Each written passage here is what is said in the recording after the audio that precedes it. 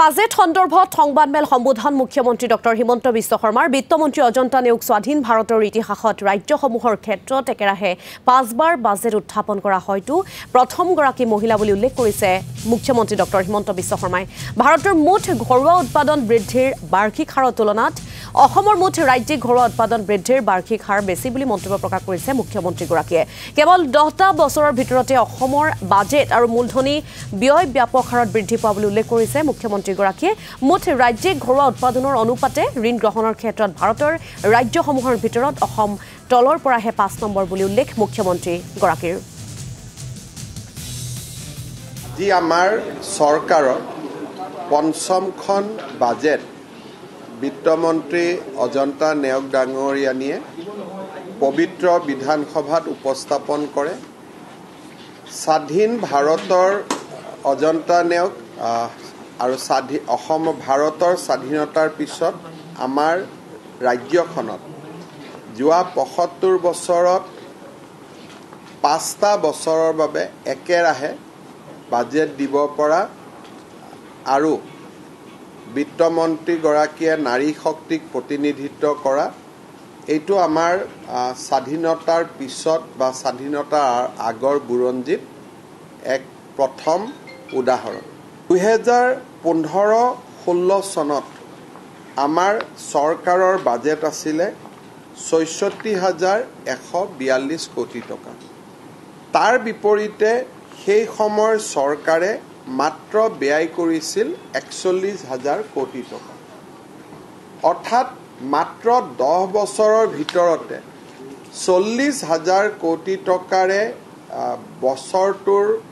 চৰকাৰ পৰিচালনা কৰা অসমক আমি 10টা বছৰৰ ভিতৰত ১,৪৪,০০০ টকালৈ বা ১,৪৪,০০০ কোটি টকা বিনিয়োগলৈ আমি বৃদ্ধি কৰিবলৈ সক্ষম হৈছোঁ এইবাৰৰ বাজেটটো ১,৫৫,৯৮৫.১৪ কোটি টকাৰে উপস্থাপন কৰা হৈছে বছৰৰ শেষৰ ফাললৈ ই ১,৭৫,০০০ কোটি টকা অতিক্ৰম কৰিব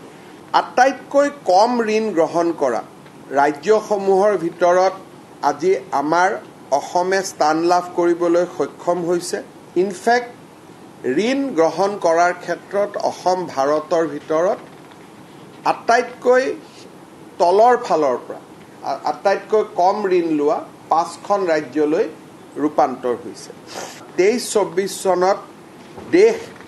10% বৃদ্ধি হৈছিলে আমাৰ ৰাজ্য 19% আমি বৃদ্ধি হ'ব পাৰিছোঁ দেশৰ 10% গ্ৰোথৰ বিপৰীতে অসমত এইবাৰো 13% অসমৰ বিকাশ হ'ব অৰ্থাৎ এতিয়া আমি অসমক এখন নেট কন্ট্ৰিবিউটিং ষ্টেট বুলি আমি ক'ব পাৰোঁ আপোনালোকে ইংৰাজী বাজেটৰ 51 নম্বৰত যদি পৃষ্ঠাত চাই তেতিয়ালে তাত অসমৰ শক্তি বিত্তীয় শক্তি তেখেতে প্ৰদৰ্শন কৰিছে আজি আমাৰ ৰাজহুৱা খণ্ড উদ্যোগক যোৱা 10টা বছৰত ক্ৰমাগত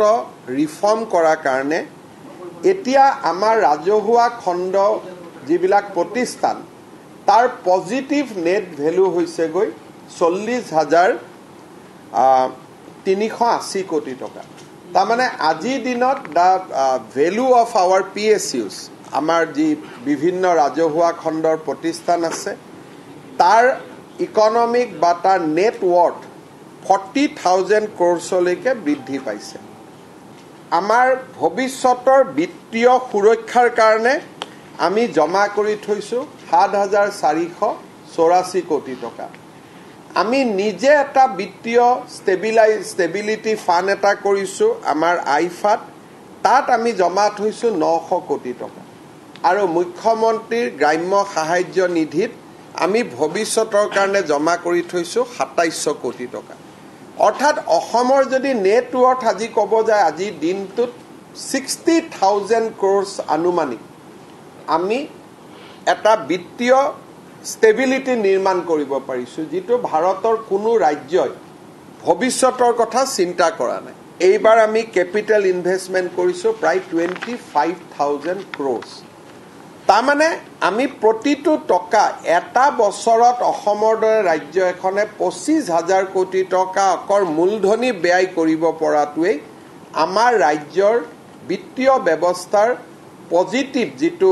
এটা মোৰ দৃষ্টিত যে one of the best managed fiscally prudent state তাক আজি প্ৰমাণ কৰিছে